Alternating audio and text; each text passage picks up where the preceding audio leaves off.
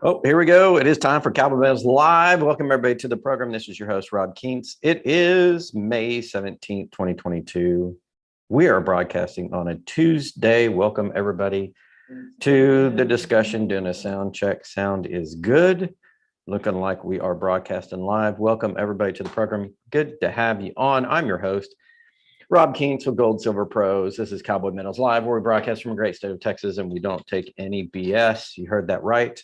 We're analysts. We analyze the market and we tell you as much about the market and as much about the truth of the matter as we can. Welcome everybody to the program. I see that we have great Nate here. Kenneth Martin is in the house. View Tran is here. Neil Hahn is here.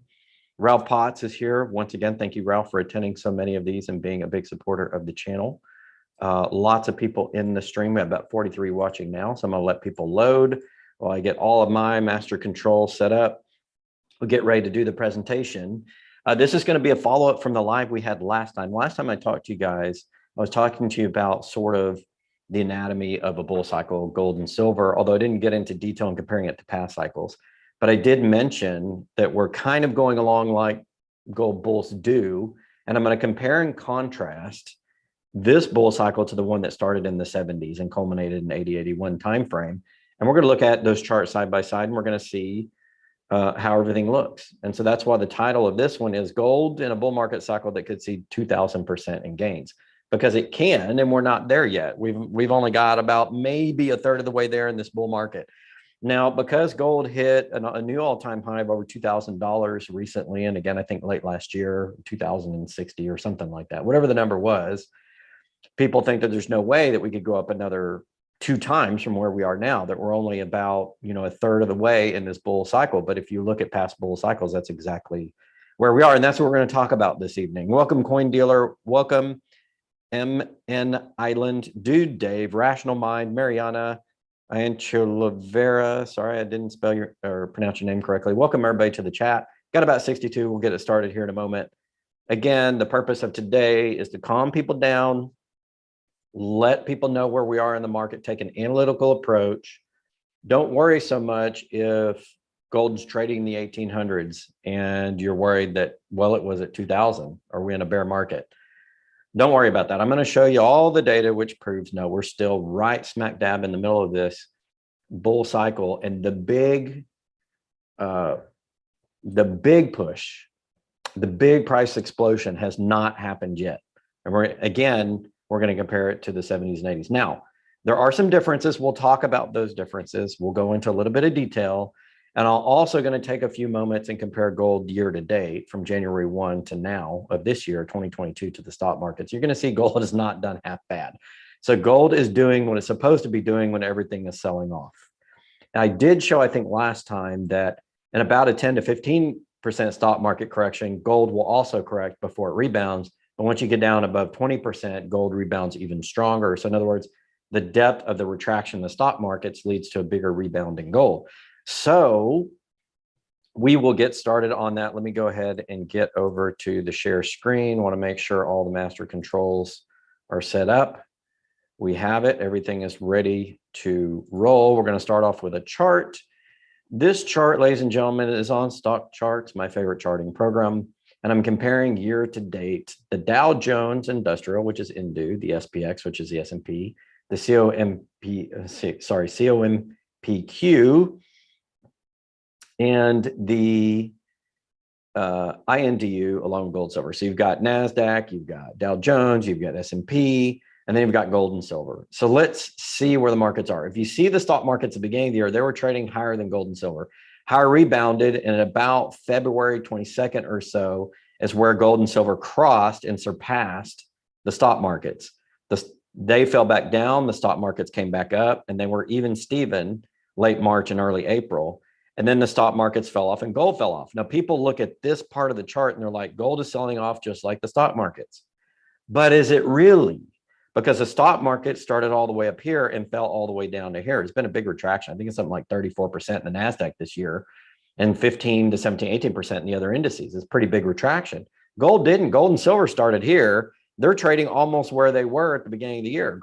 Silver is a little bit higher than gold from a ratio perspective. but they both basically have just retraced the gains that they had going through March, but they haven't fallen off 34% like NASDAQ has, or other, 15 to 18% like the other market indices. So yeah, they did go up and people got excited, like, oh my God, we're getting back to over $2,000 gold, and then they fell back off. And because of this little piece here, people are saying gold is selling off the same as stocks, but it's not. It's basically held its value all year long.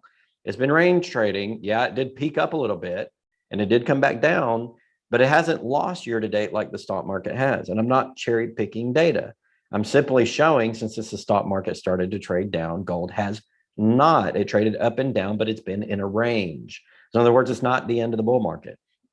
Well, I love Nick Laird's site, Gold Charts Are Us. That's goldchartsareus.com, because he has a lot of data, a lot of historical data, and he does some really cool charts in there where you can compare bull market. So we're going to look at the 1970 to 1980 bull market gain in gold, which was 2,382%.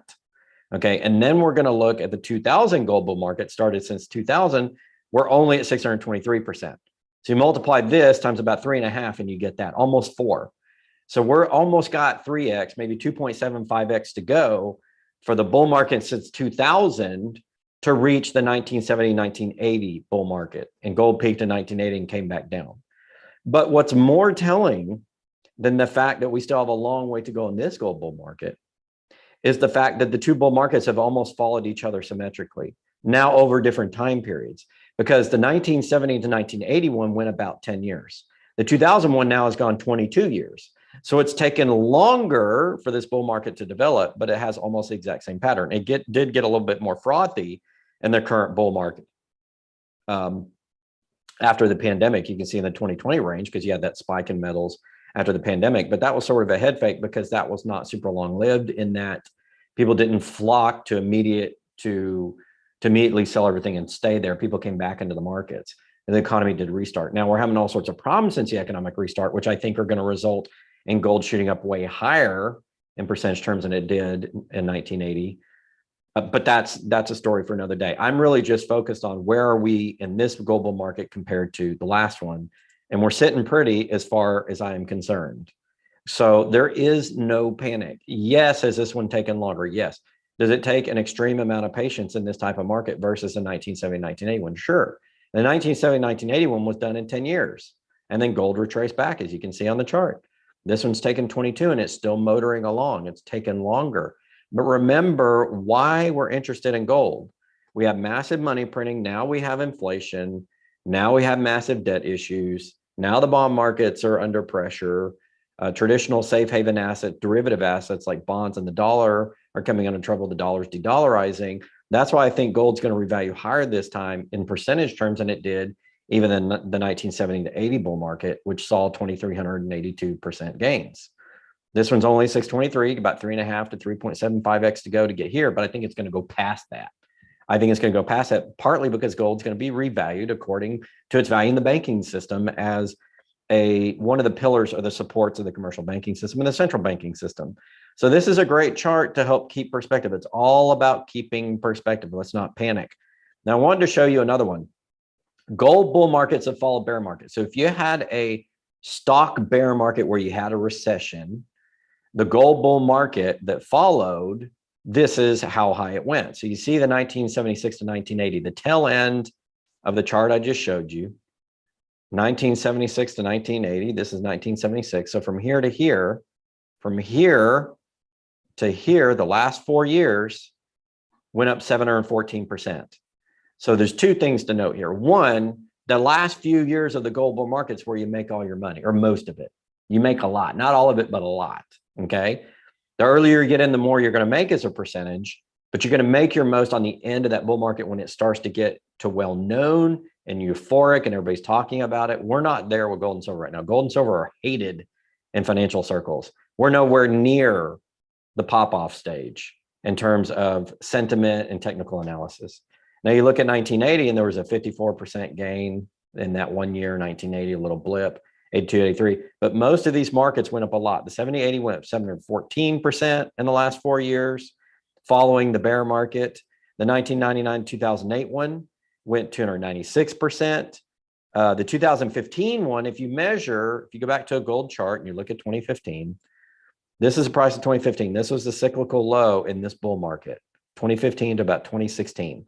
And then, I'm sorry, that's not correct. 2015, 2016 on the orange chart. And then it started to go back up and you had this little cup and handle form over 2011 to 2022. You can see in the pattern. But 2015 was about the bottom. That's why he's saying on this chart, it's only gone up 73%, not the 714. So we got a long way to run as this gold bull market matures. And that's where you're going to see the valuation come in. You're going to see a lot of money come into gold and silver when you get to those last few years. We're not there yet. So when we compare this one to the other one, the last big one that occurred, we have a long way to run, at least 3x, and I think more, maybe 5 to 6x in terms of returns this time versus what we had, ending in 1970, 1980. I think we got a long ass way to run, and there shouldn't be any panic. And pullbacks along the way are normal. No bull market ever goes in a straight line. It just doesn't in any legitimate asset class. They don't. There are pullbacks, there are cooling off periods, there are consolidation periods. That's a lot of, ladies and gentlemen, that's a lot of what we're seeing. So I just wanted everybody to not panic, not worry. The last big bull market was 2,000% gains. We're at 624, 625 right now. A lot of room to run. And that's without factoring in the massive debt, the end of the current fiat system I've talked about. We're going to the digital dollar, going to get rid of the existing dollar. Central banking is going to change. The debt system is going to change. We're at a higher debt to GDP ratio we've ever been in the history of the United States. Everybody's de-dollarizing. You got regionalization of all the commodities markets, and everybody's building their own backyards and supply chains. King dollar is effectively no more. All of those things going on. This is a much bigger catalyst this time for gold than was last time. And yes, it's taken longer to get there. Why? Because we're at the end of a currency cycle. Not only are we at the end of a currency cycle since 1971, when the dollar was not only the world reserve currency, but also pure fiat. We're also at the end of this current central banking era dating back to 1800s. If you go back to Europe in 1913, the US, we're also at the end of a nation state cycle, a 250-year cycle of the United States, in which the United States will pull back as a dominant world power and another will emerge. And that's already occurred in China. China's already started to emerge. That cycle has been consistent dating back almost 3,000 years to the ancient Assyrians. And then you got the Comparative cycle, which is a mid-cycle, but every 80 years you have a major economic event. Well, guess what? The last major economic event was in the 1930s and 40s. You had the Great Depression and the war. We're about 80-ish or plus years from that. So it's about time for another major economic event. They occur about every 80 years, and not only in the United States, but across the world in different cultures and societies. So we see all these cycles occurring, and that's why this one's taken a bit longer. It's taking a bit longer because nobody wants to jump off the ship. We realize the Titanic's sinking, but if they jump off, they're going to die in the water. They're trying to find a life raft. So everybody's trying to find their life rafts. They're trying to secure their trade. They're trying to secure their gold. They're trying to secure their next digital currency, the digital yuan, the digital pound, the digital loonie, the digital yen, the digital dollar. All of this stuff is, they're throwing out life preservers in the ocean as a Titanic is sinking, okay, so that they can have it all ready for when the next system comes. That's what's going on. That's why the system's been a little bit longer. The last one, the 1970-80 currency or gold market occurred because they took dollar off the gold standard. The gold value fell. That's why gold went up. So if you go back to this chart, let's go back to this chart for a second. I'm going to explain the difference between the two bull markets. This is really something that we need to know. Back in 1971, okay, down here on this chart, we removed dollar convertibility into gold, and then gold spiked up in 10 years. And then what happened? They had the creation in 1974 of the commodities markets to even out price fluctuations, and not only gold and silver, but the rest of the commodities. And then the gold trade eventually came down. They also did some other things with the central bank to fight inflation and things like that. So it came down, but that was mid currency cycle in 1970, 1980. You had the dollar as basically the world reserve currency since the 40s, Bretton Woods, to 70s, first 30 years. The last, and so this spiked up and came down because we were mid currency cycle. But after we went into derivatives and paper trading and algorithmic trading and the lack of risk and moral hazard, and all of those things started to emerge. And we went on this massive debt binge after 2008, 2009, and money printing binge.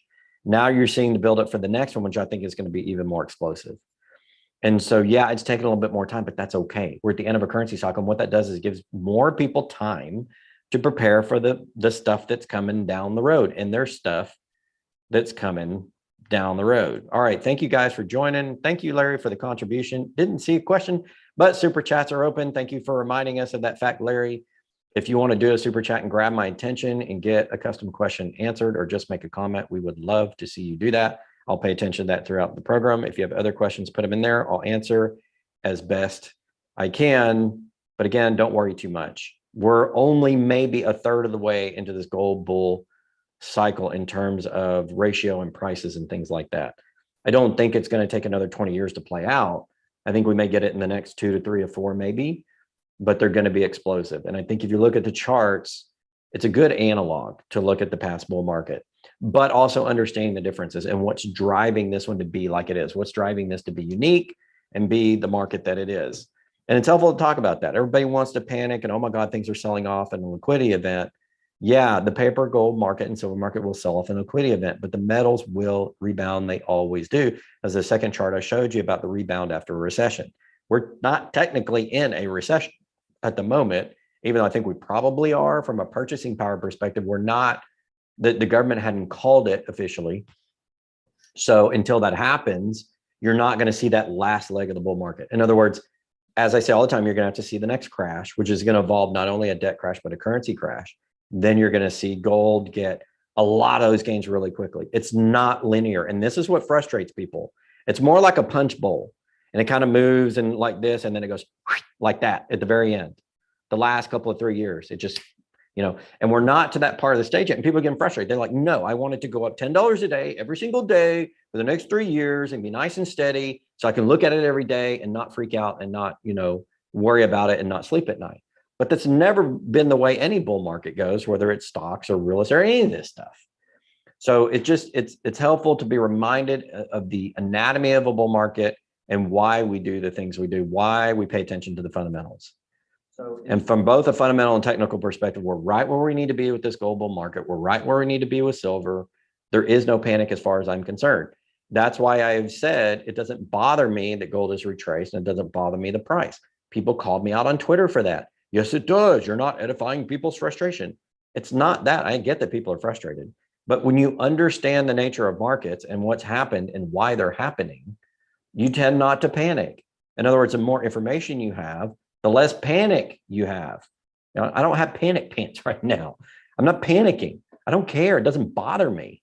In fact, now the pullback is a great time to buy. You should double down and buy more if you believe the thesis that gold is going to go up and it's going to have that massive bull market. We're going to have a currency revaluation and financial reset and a change in the monetary system and all that kind of stuff. A change in the dominant nation state and all those things. I believe all those things are coming. So now it's just buy the dip. Buy the damn dip.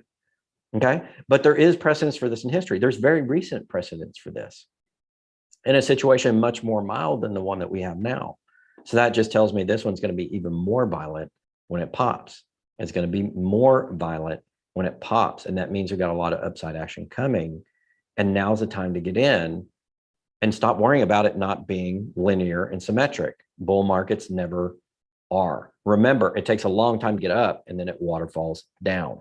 We're seeing the waterfall down of the debt and fiat system, and we're going to see the spike up in the gold. That's what's going to happen. Simple thesis. Fundamentals haven't changed. In fact, every time I look at the news, and the reason I don't worry is because I know stuff is going to the crapper across the world, and it's more and more reason to be in the precious metals. And why do we get in them? To protect our purchasing power, to protect our families, to be able to buy food, okay? That's the main reason. Those have not changed. But you also have, I guess, the benefit of the world falling apart, which is going to bring enormous returns to you. And it may be the best way for you to combat all those other problems. So be careful what you wish for. I don't necessarily want to be in the phase where gold's going to mania just this moment, because I'm not ready for the rest of the world to be falling down around me either. And we have to be careful what we wish for. All right, we do have a poll question. I'm concerned gold is at the end of a bull market. 85% said no, 15% said yes. I'm glad, guys, that you guys are on top of it and you understand. Please go out and talk to people on Twitter. Please go out and talk to your friends. Talk people off the ledge. Don't let them jump off the bridge or off the building because gold is in a temporary little consolidation pattern, retracement pattern. It's just the derivative market. It's just a liquidity event. But even so, year-to-date, gold has done better than the stock market indices, meaning it's doing what it's supposed to be doing.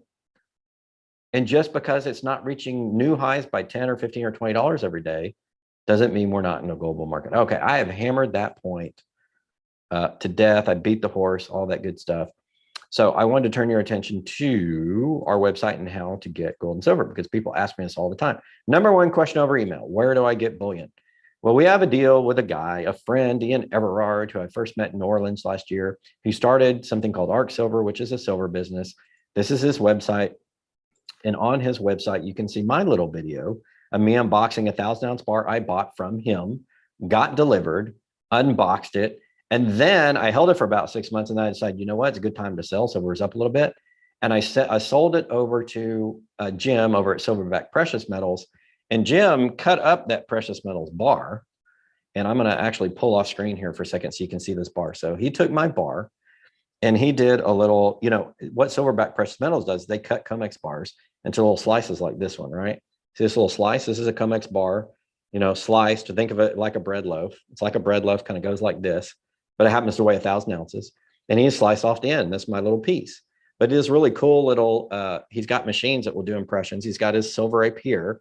He's got 𝙎𝙊𝙇𝙍𝙍 Gold Silver Pros here. Let me let the camera refocus. Refocus. My camera's having a hard time. It wants to focus on me. All right, now we'll put this up. There we go. 𝙎𝙊𝙇𝙍𝙍 Gold Silver Pros. What is that? 22.93 ounces. Isn't that cool? 3/15/22, the date he did it. I'm reading it backwards. I don't know if it's the right date. But that's my bar that I bought from Ian. And then I sent over Silverback and they cut it for me. And I got their little custom imprint. I got my name on it. So if you want to go to Silverback, go to Silverback. We have an account. You can email us. We'll get you set up. We'll send you the link. Set up an account with them. It's really a wholesale account. These sell to the wholesalers and to jewelry stores. But it's cool to get, but you can buy these. Eventually he's going to put these in other stores and you can buy, you know, 10 to 25 ounce slices of a COMEX bar if you want. That's my bar. That's actually my bar. In any case, got the bar from Ian at Arc Silver and then sent it to Jim and he cut it up for me. And I made money in the deal because I just bought low and sold higher. But here's the video if you want to see it, me actually getting the zinc bar. I'm sorry, the silver bar from a zinc company. Meaning they mined zinc, but they had some silver. And so they poured a bar. I got that from Arc Silver. And if you want, you can get these deals from Arc Silver. The best way to do is actually come to our website. Go to goldsilverpros.com. You click on precious metals deals right here. It takes you down here. You click on access deals under Arc Silver. Ta-da! And it loads this little form. And on this form, you just fill it out. You want your name, email, and phone number. He's not going to call you, but he may text you. And if he texts you, it'll come from this number here. So you know who it is. If he emails you, he is going to email you from invest@arcsilver.com, invest@arcsilver.com. Make sure and whitelist that and put that in your address book so it doesn't go to spam. We've seen that happen. And that's how you can get those deals. $1.45 on a 1,000-ounce bar or $1.29 on the Kenny 40%. And he's got other inventory he doesn't put on the website specifically for us. So you will get the best deals out of anywhere on the internet and some of this silver. Now, he doesn't have every issuance because what he does is he says, I'm going to find the cheapest silver in whatever format and bring it to you. And that's what he does. And so you can get silver cheaply there. And we've had people, I had a guy go in who watches our channel and put in a $440,000 order about 3 weeks ago. Got a great deal. He was ordering in bulk, so I got a great deal on it. Ian was happy to fill that order. And it helps our channel because we get a little, you know, little baby cut out of that for referring the business over. But everybody's happy. It's win-win-win. The guy got the cheapest $440,000 of silver he's ever going to get from anywhere on the planet, cheapest premiums. Ian gets to sell. It helps his business out. We get a little bit of it for advertising it and promoting it. It helps us out. Everybody, it's win for everybody. And that's what we do. And I think we have brought you some of the cheapest silver you probably could ever get that goes through Arc Silver. Why would you want silver? Because remember the chart. We're going to go back to the chart one more time. I'm going to show you how gold and silver have done better than everything else this year, even though there has been a temporary pullback.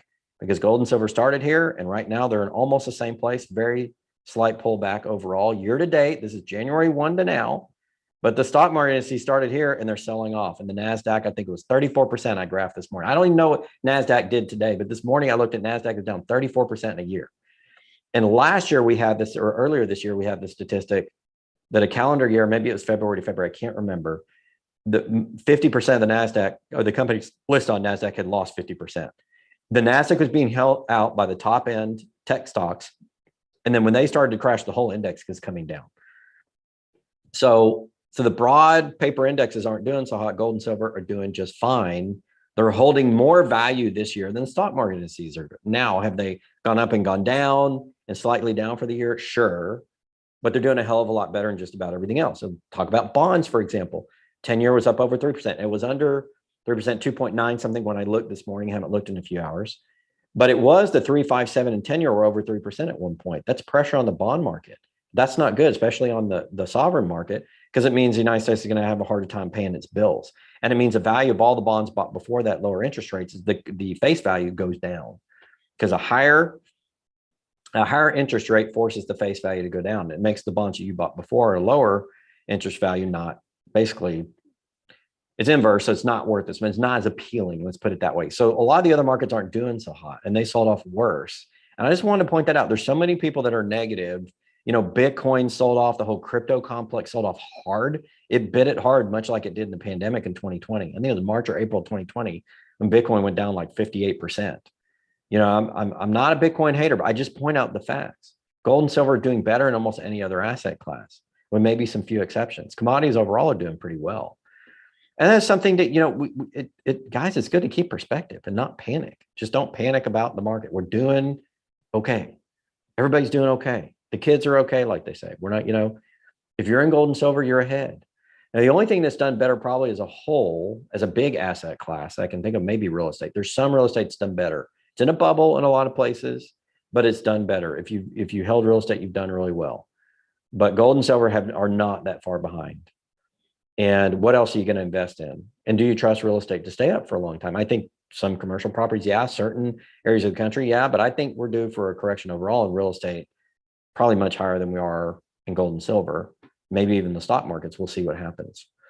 Anyway, we're not doing too bad, guys. All right, so I don't see any questions. I don't see any super chats. Let me scroll through the chat. We got about 170 people in. Yara is in the house from our friend and sister channel, Arcadia Economics, the great Chris Marcus, telling the truth on silver for years, and now I think is the Silver King, doing a great job over there. Thank you, Yara, for joining us. Rolf Steiner is here. The real Mongoose is here. William Hofford, Q69, Nick Collishaw, Tacticus 1979. Love that name, Tacticus 1979. I named my iPhone Pontificus. Kind of got that same ring to it. I had to give it a name. I thought of something really goofy. Anyway. Too much information on that. Nick Collishaw says, if you're frustrated right now, you seriously need to stretch your patience, because we've got years of precious metals going up in price before you can capitalize. Meanwhile, you need not to have to sell. I agree with you, Nick Collishaw. Remember, gold is insurance. I think silver is a little bit more than insurance. It's insurance plus speculation because of the heavy industrial demand. But the main value of precious metal is the whole value. That's exactly what it's done this year, more than Bitcoin, more than the stock markets, more than bonds. Period. End of story. Okay. Period. End of story. And remember that we're due for a massive increase in the bull market. It's taking a bit longer, but again, it's the reasons I told you: the 80-year cycle, the 250-year cycle, the end of this currency cycle, a 50, an 80, and a 250-year cycle, all coming together at one time. And so it takes time for all that stuff to play out, because nobody wants it to happen all at once. Everybody's scared shitless right now, basically. All the governments in the world are scared shitless. They're worried about massive recession. They're worried about lack of food. They're worried about war. So what they're trying to do right now is manage that Titanic as it sinks, get more lifeboats and life rafts and lifeboats in the water, so that it's just not a massive, basically, killing of the markets. But it's going to happen anyway. Since everybody's playing along with the debasement, it's going to go for a while until it can't, until the systems break mathematically. And there is natural economic law, and they will break. It will happen. All right, Dumb Money Media with a contribution. Thoughts on the VIX? I feel like it's being suppressed, but that might just be my inverse ETFs talking.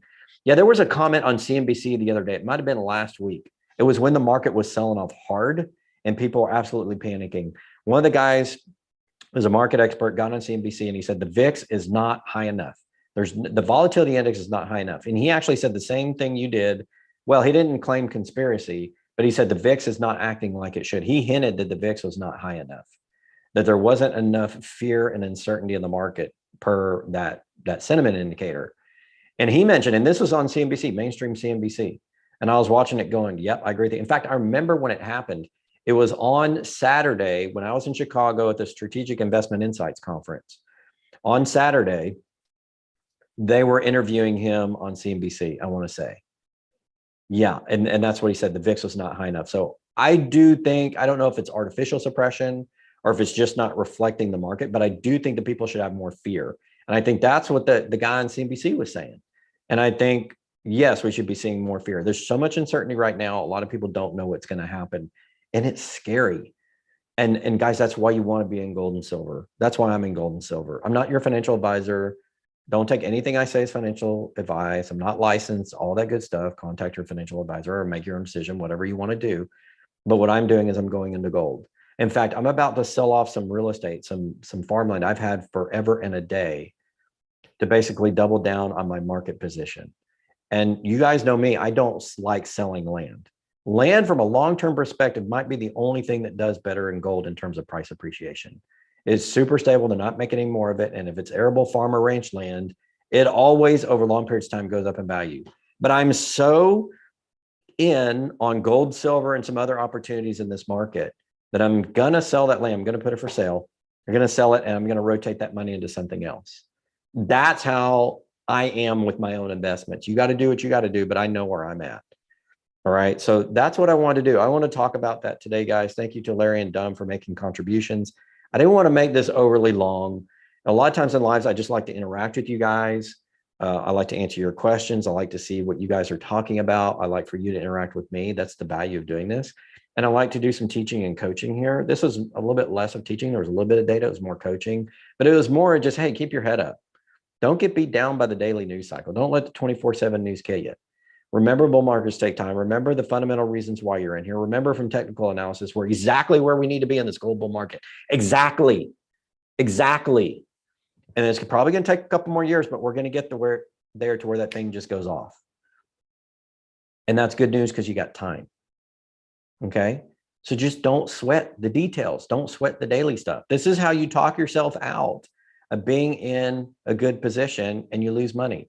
I've said before, I did it in 2018. I thought we were nearing the peak of the real estate market. I missed that call badly. I was just too far ahead by 4 or 5 years. I sold off my real estate. I would have made an extra $1 million by holding them until now in profits. The remaining real estate I had left, I'd sold some off in previous years. I had a few properties left. I'd have made $1 million. Why the hell didn't I hold on to them? Well, hindsight's 2020. What did that teach me? Stay in the trade until the trade is done. More importantly, not the trade, the cycle. This isn't really a gold trade as much as it's a gold cycle. And it's a nation state cycle, a fiat currency cycle, and a conjugative economic period cycle, if you will. And so you have to stay convicted. Don't get out too early. Don't leave your gains on the table like I did in real estate. Don't do it. Learn from me, okay, and stick with it because it's the right thing to do. Or at least that's what I think, and that's what I'm doing. Spiked Head Die Crack is in the house. Charles Cherry, thank you for joining. The United Circle the Question. Thank you guys. Appreciate everybody for joining. Rothsteiner says 38.2% Fibonacci retracement is matching many other USA market pain points. Yeah, he's talking about on a Fibonacci, it's a mathematical equation that you can draw 2 points on a line on a chart.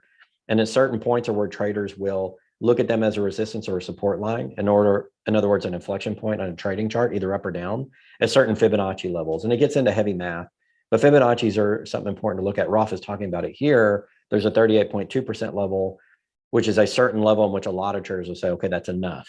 Time to reverse direction. You know, and people use that from a technical charting perspective. I'm not going to get too far into there, but it's a really good point that you bring up, Rolf. Yes, look at your Fibonacci's because traders on the derivative markets and paper gold and paper silver do pay attention to 250-day moving averages, do pay attention to previous support and resistance line, do pay attention to Fibonacci's and other things like that. They do. That's how they trade the paper. And guess what? That's what determines spot price. Last thing I want to say, there have been a lot of people that were really frustrated in the last 4 or 5 days over premiums on spot gold and silver. Okay, spot gold and silver is not a physical price. All the assumptions made about premiums have to assume that the spot price of gold and silver or any other commodity, including wheat and hogs and whatever, sugar, has anything to do with the physical trade, especially in gold and silver with the amount of derivative paper. It's not. It's thousands of times the actual gold and silver exchanged on the COMEX or in those paper contracts. It has nothing to do percentage-wise with physical trade, nothing. And so when people say the premiums are so high, it's the dealers are gouging everybody. Well, more like, yeah, there is some price increases across the supply chain from the COMEX to the wholesalers to the retailers, yes. But most of that is a suppressed price to the paper trade. The spot price is not a physical. And so when you see a high premium to physical gold and silver, what that should tell you is people that actually own it and trade it, i.e. this, thank you, Silverback Precious Metals and Jim. This is worth more to people in physical trade than it is on the spot derivative markets. It means the spot derivative markets aren't believed by the public. It is a measure of public confidence in the derivative markets. It's not all the producers, the miners, and the wholesalers and the dealers trying to screw you. It's an artificially suppressed price that doesn't reflect reality. And when premiums go up, because people that actually deal in this every day know the true value and they're not speculating on paper. And I gave you two places today, Silverback Precious Metals and Arc Silver, where you can get it cheaper. And if you just mention Gold Silver Pros, it helps the channel. Okay. There you go. I brought you a solution to the problem. I brought you a way to combat high premiums. So you can sit there and whine about premiums, or you can understand them and you can go to places where you can get cheaper premiums. And I've done both. I've explained what they are, and I've given you a way to get it cheaper. So there you go. I gave you a solution. So I appreciate people being frustrated, but sometimes it's good to keep the whining down a little bit and find solutions. And that's what we do here at Gold Silver Pros. We find solutions. That's our job. And we did our job. Dumb Money Media, thank you for the second contribution. Luna, gonna moon, 1 cent incoming. So Dumb Money Media, Conrad is a big crypto trader. I'm a little bit in crypto into Bitcoin mining. He's, I think, traded more of them. Luna is the one that absolutely got hammered. It was a stable coin that wasn't so stable. Some people think it's going to rebound, make money. It could. But yeah, think about Luna. Think about, there was somebody on my Twitter today saying they lost $25,000 in Luna and they're never going to get it back. Did you lose $25,000 in your gold? You might have lost it in the stock market. I don't think you've lost it in gold. Hold through that bull market. You'll be just fine. Unfortunately, Luna holders are not going to have that option. And if the bond market defaults, neither will the bondholders or the stockholders, because those will crater. And when the changeover from the dollar comes, it collapses as a paper fiat currency and goes digital. There's going to be another revaluation of markets, and you're going to be in gold then also. So I think we have multiple stages of this gold bull market as well, not just one, but multiple stages, because of all the stuff that has to happen for a currency reset, a new sovereign to rise, multipolar currencies trading on the market, digital currencies, all that stuff. We got a long way to go in this market, baby. We are not done. All right, thank you everybody for the comments. The Real Mongoose says, Rob, who's the largest short seller of AXG currently? I don't have a clue. If you want to put that down there, feel free to. I don't know who they are. Dun, dun, dun, dun, dun. I don't know if it says. So you tell us. What's the answer to that, Real Mongoose? Oh, XAG, sorry. Who is the largest shorter? Silver, US dollar. Spot, I don't know who is the largest shorter. I know a guy who lost 2.6 million in UST. Yeah, some of the stable coins and the cryptos are getting hammered. Now, I have been on the record as saying I don't believe Bitcoin is a replacement currency for, replacement money for gold and silver. It could be a currency, and in particular, the blockchain has value. I'm skeptical on the coins on top of them. I've gone over this and over this, written over it the last 7, 8, 9 years, done videos on it. And you can see gold's doing better than Bitcoin. Gold's doing better than the stock market. That doesn't mean Bitcoin could eventually be a currency. It can, but right now there's not as much faith and confidence. It doesn't have as much timeline behind it. But I think you're going to see a rebound in Bitcoin. My prediction is Bitcoin hits 80,000. Maybe it goes to 100. It's going to go back up. But you can see when there's a crisis, people liquidate out of Bitcoin into other things. They're liquidating a lot more Bitcoin than they are gold and silver from a ratio perspective. Now, Bitcoin's not as big as gold. Okay, gold's a bigger market, which is why it's going to move slower than Bitcoin, to be fair to Bitcoin. But that's exactly why you take a chance in Bitcoin, because it's less liquid. It's less of a currency than it is a speculative trade at the moment. And it's younger, so it needs time to mature. But I do think Bitcoin's going to pop back up. My thoughts. I don't think Luna's coming back. I think Tether may be headed down the garbage can, the garbage drain. But I think Bitcoin will rebound. I think Ethereum will rebound. A lot of those traditional, stronger cryptos are going to rebound. I think that's going to happen. Anyway, that's my little crypto spiel. All right, guys, I think that's end to the question. We've been going about 40 minutes. Thank you, everybody, for joining. We peaked at about 220 people. That was great for a Tuesday afternoon. Thank you, everybody, for joining us on Cowboy Metals live stream. This has been your host, 𝙎𝙊𝙇𝙍𝙍, where we broadcast from the great state of Texas. We take no BS. We tell you the truth. And we're here to support you when you're doubting yourself. Remember, it's all about the data. It's all about the fundamentals. Don't give those up. Don't get too emotional. Don't get beat down in this market. Stick with your trade. Believe in your trade. Have faith in that trade. And take it from me. I got out of real estate too early. I'm regretting it. And guess what? I'm going to go right back in. Okay. Sometimes it's good to be right, but it's never good to be right too early. Don't get out of gold now. You're getting out too early, in my opinion. Same thing with silver. Thank you, everybody. Thank you, Ralph Potts. Appreciate you. Appreciate Rolf. Appreciate Yara. Everybody go over to Arcadia Economics. They got great content. They're our sister channel. Chris and Yara do a bang up job there. You got Rafi on the channel riding shotgun, doing his reports. He's one of my good friends from Seeking Alpha. And by the way, he appeared on my program first and on my conference first, and I got him into this whole social media thing, and he's killing it right now. And he should be, because he's really smart. So go watch him on Arcadia Economics. Thank you guys for joining us. Till next time, it's Rob Keats, Gold Silver Pros. Thursday and Wednesday, new content this week. We got a lot of it. Stay tuned to the channel. See you next time.